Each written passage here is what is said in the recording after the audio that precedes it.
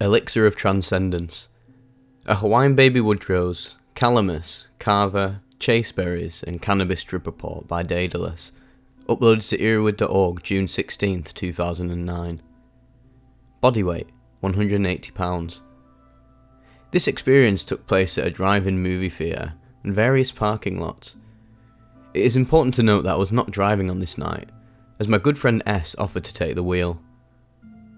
The preparation was simple and legal. I scraped and crushed 9 Hawaiian Baby Woodrose seeds with a pair of pliers and a sheet of paper, and sealed the coarse powder in 2 capsules. The carver was from a health food store, and consisted of pure, untreated root powder.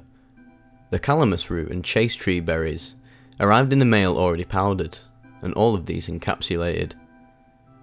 Hawaiian Baby Woodrose, 9 seeds in 2 caps. Calamus, 5 grams in 4 caps. Carver, 6 grams in 5 caps. And chaseberry, 3 grams in 2 caps. Also, I took 2 capsules of crushed milk thistle seed. These have no psychoactive effect, but are good for cleansing the liver and blood of the toxins which cause the trip. I've been experimenting with these, and other herbal consciousness expanders for 2 years. This formula has been achieved through trial and error, and I am very satisfied with this latest iteration. The Hawaiian Baby Woodrose seeds contain LSA, which is the plainer cousin of LSD. For me, the effects always come on as a vague set of bodily sensations, starting in the stomach and heart area, then flowing up into the eyes and back of the head. The feeling resembles a psychic erotic tension, a combination of bodily and perceptual heightening. It was hard to notice, and harder to describe, during my first experiments with LSA.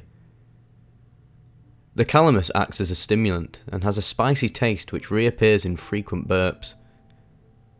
Carver is a socializing drug, which brings out feelings of empathy and a kind of outward flowing consciousness. Chaseberry contains a chemical which binds to the brain's dopamine receptors, making for a more pleasant, euphoric experience. This night, the experience built to a peak which I had not encountered before. While the movies played across the screens, I became more relaxed and euphoric, while nausea was held easily at bay with cannabis inhalation.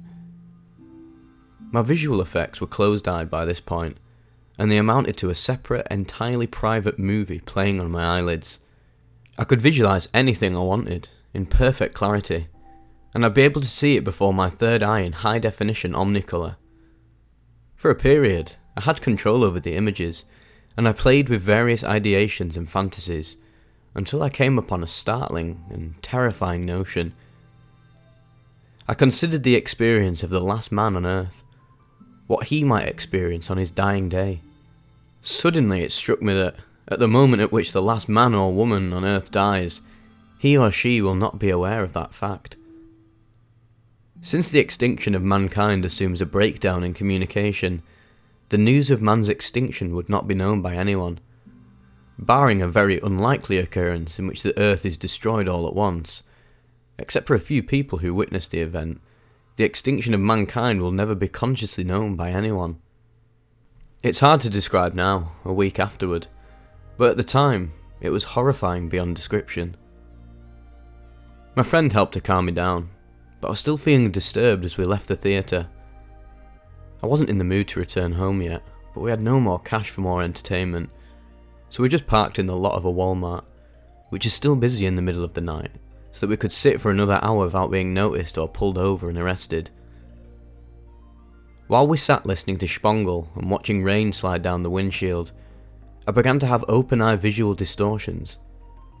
Everything took on the appearance of watery distortion, like the rain sliding down the glass, and the outside world was a kaleidoscopic array of bright colours and lights, split through the prisms of water droplets.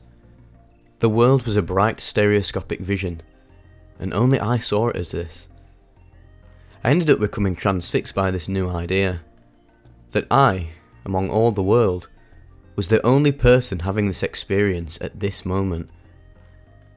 And this made me... what? It was this moment which classified this trip as a level 4 entheogenic experience. I was struck by the realization that I was alone in a universe of my own imagination, a dream world, created by the dreamer, in which I would relive every moment of every human life, in endless configurations and emotional states, and with every range of experience imaginable. In short, I was God, the universal awareness, expressed through every human being as a different individual, because the prismatic effects of space-time split the Godhead into a legion of individual observers, each capable of assuming an individual identity. This was not a moment of solipsism, in which I discovered that I was God Almighty, Master of the Universe, but rather that I am a humble cell in a cosmic entity into which I will reassimilate when I die, and from which I will again split away, to live again and again and again and again and again, ad infinitum. I was stunned, and had enormous difficulty explaining this to S as she drove me back to my apartment. I still haven't come to terms with it, as it was too powerful and affirmative to ignore, yet also too startling to easily accept. I look forward to repeating this experience, with the hope that I may continue to explore the transcendental state which I attained.